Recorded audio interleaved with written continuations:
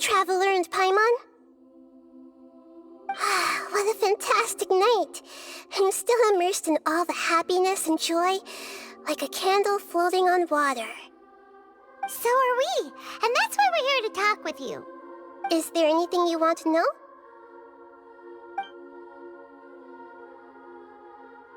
After recent events, the Akasha can no longer function as it used to.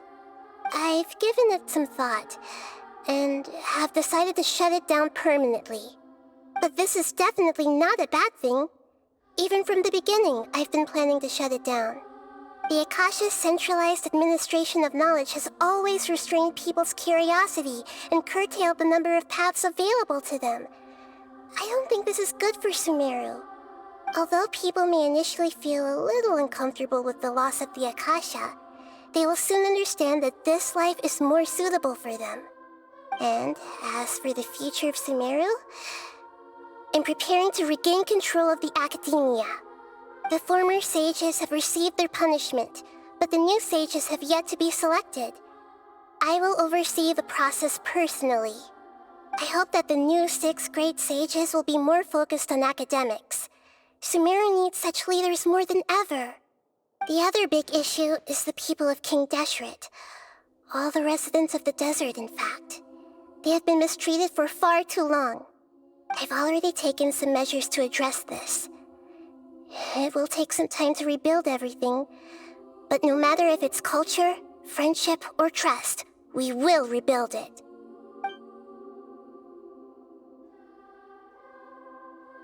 You mean, what happened after the doctor put you to sleep?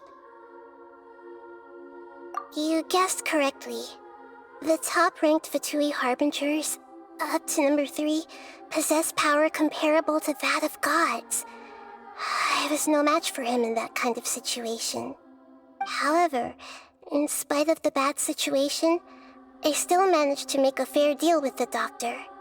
I'm sure you remember the entity that changed your fate, the Heavenly Principles.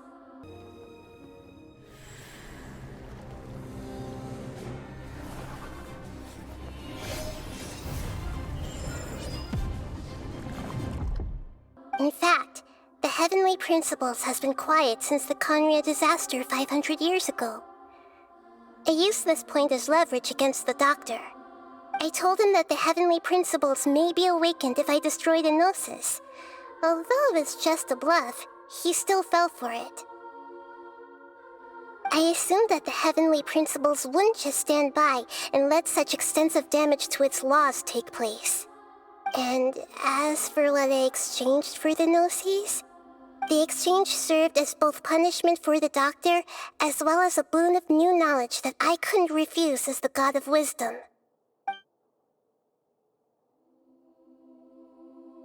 He's still in a coma. I've hidden him like how one would hide a feather. I know you have many misgivings about him, but as someone who had become a god, he has retained a number of very useful features.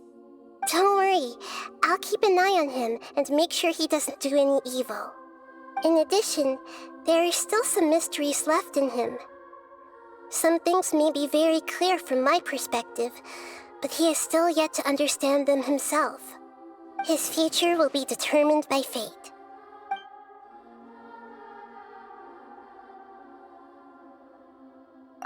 Is that where you're headed next? Fontaine, the Nation of Justice? As far as I know, that nation operates on a judicial system. Does their Archon personally judge people? No, there's a Chief Justice in Fontaine. Generally speaking, the Hydra Archon, Focalor, won't preside over individual trials. However, even then, Focalor will still make herself present at just about every trial. It seems that she just likes to immerse herself in that sort of atmosphere. As Archon, she still reserves the right to influence the final verdict. Anyway, let's just say she's got, a very unique personality.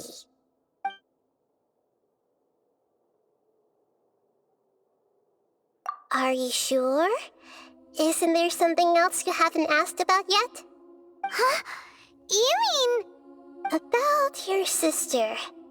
While you were resting at Gandharvaville, I took some time to perform an Irminsul search for information on your sister.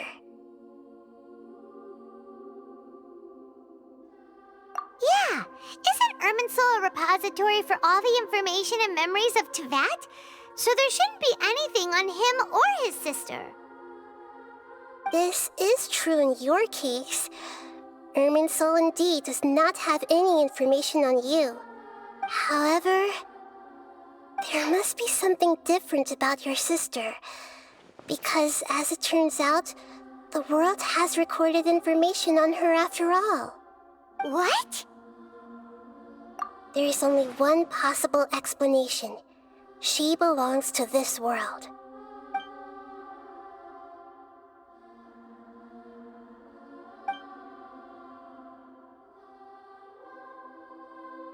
But nothing about this makes any sense! Wasn't this your first trip to Teyvat? According to the records I was able to access, your sibling suddenly appeared in Conria. After the Conria disaster, she began her journey through the 7 nations of Teyvat. But just as her journey was about to reach its conclusion, the Irminsul records on her suddenly become fuzzy. What do you mean, fuzzy? Did something happen to her? All I know for sure is that somebody, for reasons only they can know, is deliberately obfuscating her fate. And whoever it is, if they can do that, who knows what else they're capable of.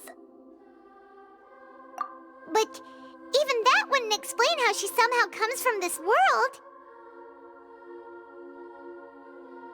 Something else I noticed was that according to these records, the Fatui have not classified your sibling as one of the Descenders. What's a Descender? Paimon's never heard of it. Look, I'm sure you must be curious about the information I received from the Fatui in return for my gnosis, right? A very important part of the intel was about this world's Descenders. External beings, ones that don't belong to this world. Traveler, you are Teyvat's 4th Descender. Huh? So the Fatui count 3 other Descenders before the Traveler, and his sister isn't even one of them? That's right. My current hypothesis is that the first Descender was likely what we now call the Heavenly Principles. As for the other Descenders, I still need to verify their existence. It could take me some time. Paimon's head's about to burst from all this crazy new information. And yet, even knowing all this, I'm sure you must still have a lot of unanswered questions. I must say, I truly regret that I can't help you more as the God of Wisdom. There are many questions in my heart as well. I will need some time to go through each one of them. And soon, you'll also begin your journey anew and depart from Sumeru. I'm very interested in your future. It's a journey that can't be observed or recorded by this world. If fate is the ultimate knowledge, then your future will be the ultimate fate. Paimon's sure glad we got to meet you, Nahida. The pleasure is all mine. I can't thank you enough. Alright, that's enough talk for today. If you ever miss me, just close your eyes, and maybe I'll appear in your dreams.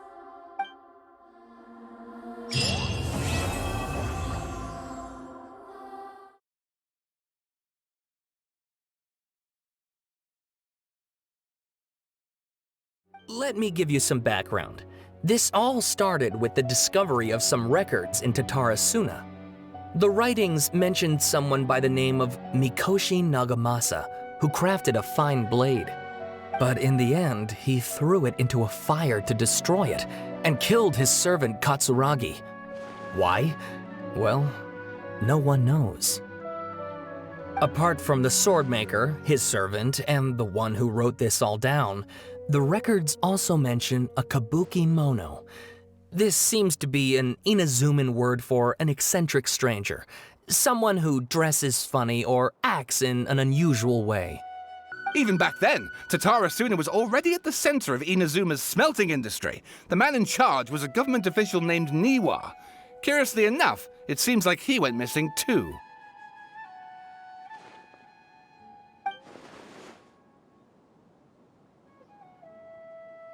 What's more, Niwa is a name with a lot of history to it. Have you ever heard of the great swordsmith clans of Inazuma? Oh, the swordsmiths? Yeah, like Ishin art and so on? Wow, yes. You really know your stuff. That makes things easier. So basically, this Niwa was a distant relative of the Kaidahara clan, the last practitioners of Ishin art. Something then seems to have happened in the Kaidahara clan, leading to their downfall. I don't know the details, but taken in light of everything else going on around that time, it makes you wonder whether it's all connected somehow. The Kaidahara clan? According to information acquired by Akaba's teacher, the Kabukimono was not a human, but a puppet. A puppet?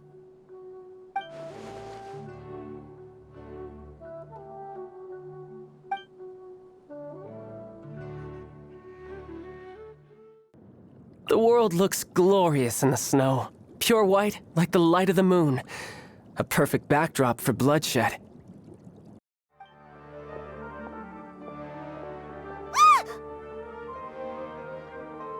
Hey, did you see that? He literally just went by, over there. It looked like... the Balladeer! No, it can't have been. He got locked up. Oh, quick, let's catch up and see.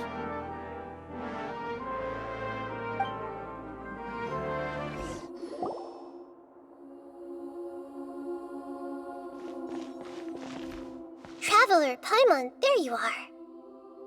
Nahida! Bad news. We just saw the Balladeer strolling around in public. Did he escape or... Ah! It's him! Sure enough, you're here. Hey! What are you doing in the sanctuary of Surasthana? Aren't you supposed to be locked up? I know you must have a lot of questions. Please, allow me to explain. It was my idea to set the Balladeer free. We made a deal, and he's gonna do some investigation in Irminsul for me. A deal? Huh. You sure you trust this guy? What did you expect? Why do you think Sumeru would keep me around otherwise? Or maybe killing me is all you can think about. But if that's the case, why haven't you done it already? Don't flatter yourself. It was... Nahida said there's still some mysteries in you to figure out. Ah, so if it were up to you, you'd finish the job? Guess I had you all wrong. There I was thinking you were just getting cold feet. Well, that escalated quickly. Not a good start. Could I ask you all to please calm down? But Paimon's worried about you, Nahida. Don't let him trick you. It's not every day you see people questioning the God of Wisdom's judgment. Just when you think you've seen it all. Don't you dare try to drive a wedge between us! As long as the terms are reasonable, I don't think there's a problem in making a deal. Even with the Balladeer. Well, I for one have no reason to doubt you. Considering you even struck a deal with the doctor. Yes, one in which I gained valuable information. You'll come to understand more about that in the fullness of time. The Balladeer's power was all but completely spent after your battle. He's no longer strong enough to be a strategic threat to us. That puts him in quite a precarious position. Plus, he's a former Harbinger with knowledge of many of the Fatui's sensitive secrets. Being stuck here in Sumeru could make him a sitting duck, depending on how the Fatui plan to respond. Wait a second. Farmer? You mean he's not a Harbinger anymore? I take no pleasure in saying this, but it seems as if the doctor had no intention of welcoming back a loser, so... Sometimes it's you using them, other times it's them using you. Most human relationships are this way. Certainly all the stable ones are. That's how it was between me and the Fatui, and also between each of the Harbingers. So as long as you have some value to offer, nobody will ever abandon you. But after recent events, even I have to admit that I'm not worth quite what I used to be. Well, if the Fatui are gonna reevaluate my utility, I need to have a backup plan for myself. As we discussed, I don't like causing harm to living beings, and you said you need protection. So, why not join forces with us? I think these two have made their objection to that idea fairly clear, don't you? And they're your friends, so I guess you'll be siding with them. Yeah, obviously! Nahida, don't listen to him! Then let's put that discussion to the side for now. We still have time. Today can be a trial run. Where we go from here will depend on how well we manage to cooperate today. All right, then I'll do what we agreed. Good. Go now, and keep in touch. Nahida, are you serious about this? Yes. I have my reasons for this decision. In fact, I'm largely doing it for your benefit. Yes. As I told you once before, there's information about your twin in Irminsul. Oh, yeah. Actually, that's the whole reason we came to see you today. So, you have an update on that? Mm-hmm. You may remember me mentioning that the Fatui had not included your twin's details in the Descender category.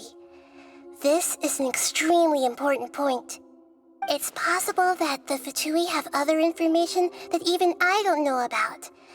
And since the Balladeer used to be one of them, he'll be better acquainted with this information than I am. He was granted the power to connect with Irminsul when he almost became the god of a new era. Even though he no longer has the Gnosis, some traces of its power remain in him. He can still connect. The amount of information in Irminsul is vast beyond description. Sifting through all of it without knowing what to look for would take too long, even for me. So I asked the Balladeer to search in Irminsul for any information about the Descenders.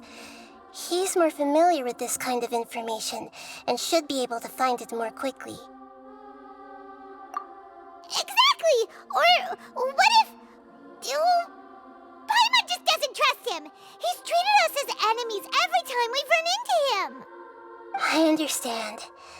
But sometimes, everything is dictated by which side you're on. How things will go in the future depends on what information he brings back. And Traveler, I know what your heart desires most of all. Our minds have connected several times before. There is a corner of your heart reserved for an intense longing. A feeling of being all alone in the dark, searching for the one candle whose light still burns. As Sumeru's deity, it is my responsibility to be on guard against the Balladeer. But as someone who counts you as a friend, I want to do something for you. If this deal with the Balladeer can give you the answers you've been longing to find, then it's worth it. It's my pleasure, really. You're Sumeru's hero. You've more than earned it. Paimon's still worried about this idea. Is there anything we can do to help? I was going to contact you about that, but then you suddenly showed up on your own accord. Seems like we have a telepathic connection. In fact, I was going to ask you to supervise the Balladeer on my behalf while he carries out the task I assigned. Even though he only has a fraction of his full power left, that's still a fraction of a former Harbinger. If you could accompany him, it would put my mind at ease. Of course, I'll be there to help guide you through Irminsul from the outside. Great, thank you. Prepare yourselves. I'm going to transport you into Irminsul. Wow, it looks pretty different here compared to last time. The colors are gentler. Guess that must be because Sumeru's at peace now. Look at that. Hot on my heels. You know, you didn't have to cut your catch-up short just to keep me company. Oh, but I guess you panicked when you realized that I might enter Ermin's soul ahead of you. Shut your beak, jailbird! No way a prisoner gets to be so smug! I understand that prisoners have to put up with harassment from the guards, but right now, I'm on temporary release, so maybe you should think about backing off a little. Sounds like a successful rendezvous. I need to be quite clear about something. In a few moments, you'll be entering into the innermost region of Irminsul. It is an environment like no other, and the most important place in all of Sumeru. Unlike anywhere else, Irminsul's inner region consists exclusively of torrents of information. You must put aside your differences and be extremely careful as you navigate your way through. I know there are many grievances between you on both sides, but it is essential that you remain calm after entry. This is as much for your own safety as anything else. Fine, let's call it truce, but only until this mission's over. Let's cut each other a little slack, shall we? We are going to be traveling together after all. Per my agreement with Lesser Lord Kusanali, I'll be at the front. It's my job to lead the way and get rid of any obstacles in our path. All you have to do is keep your pretty eyes open and try not to fall behind. We can start now. Irminsul access granted. Initiating connection procedure. Is this a small sapling? Oh, darn it! Come on, let's catch up with him.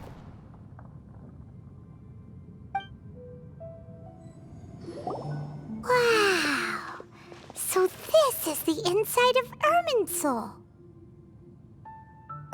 Ooh! Paimon's never seen anything like this. And it feels like a sacred place. Irminsul is closely intertwined with the entirety of Tevat. Every bit of information flowing here means something. Lesser Lord Kusanali, we will now proceed to the heart of Irminsul. Anything's possible in here. You can't rule anything out. So if you want to stay safe, your best option is to stick close to me.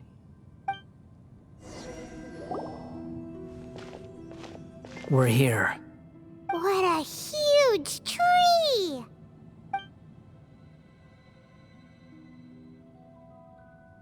Lesser Lord Kusanali. Good, you made it. Are you ready? Ready when you are. Then please begin. Preparing to access cognitive currents. Establishing waypoint. The Balladier's actually doing what Nahida tells him. Guess he must want to stay alive.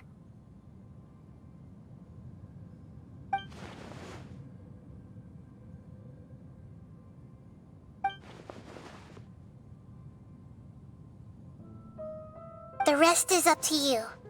If you discover anything at all, make sure to share it with us. Will do. Huh. For once, we're the ones with nothing to do. Traveler, Paimon, would you like to talk?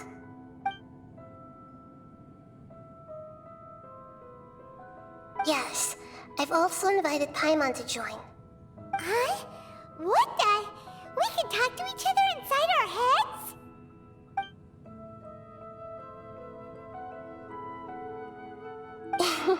That's part of it. Plus, we're all friends. There's nothing wrong with us talking like this once in a while. Paimon's never tried this before. This is great! So, Paimon's been wanting to ask you something. Don't you think the Balladier's a bit of a walking contradiction? He's always talking back, but he seems to listen to what you say.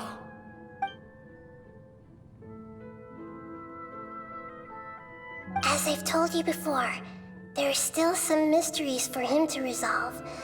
Things that are clear as day to me, but that he has yet to understand. Perhaps today will be the day that he finds some answers.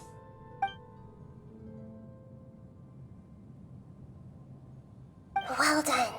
Smart and attentive as always.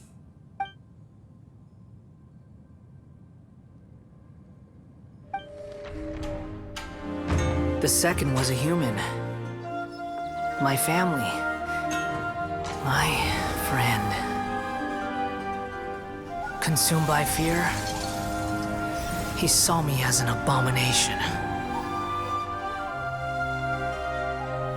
The third was one exactly like me. A hope for the future. A fledgling barely out of the nest. Powerless before his mortality, he broke his promise to me. So, you made contact with that part of his mind. Well, it's true. Betrayal turned the Balladeer into the person he is today. Huh. Paimon thought nothing could get under that guy's skin. Turns out, he can get hurt and angry just like anyone else. Everyone has a history, Paimon. Even if you're a puppet created by the Electro Archon. Speaking of puppets, we ran into two people at the Academia today talking about an essay. Turns out their topic was about the Tatarasuna incident. Nahida, do you know anything about that? If you mean the mysterious events, the Kabuki Mono and so on, yes. I know about all of that. Really? Because from what they were saying, it sounded like lots of Tatarasuna's history is still unexplained. And most of the information we have now is just from people filling the gaps with their imagination. At least that's what they thought. Oh? How interesting. Those two managed to deduce quite a lot through guesswork alone. So the Gesse got it right? Well, they guessed right about one thing. Tatarasuna was sabotaged. Must be a riveting conversation you three are having.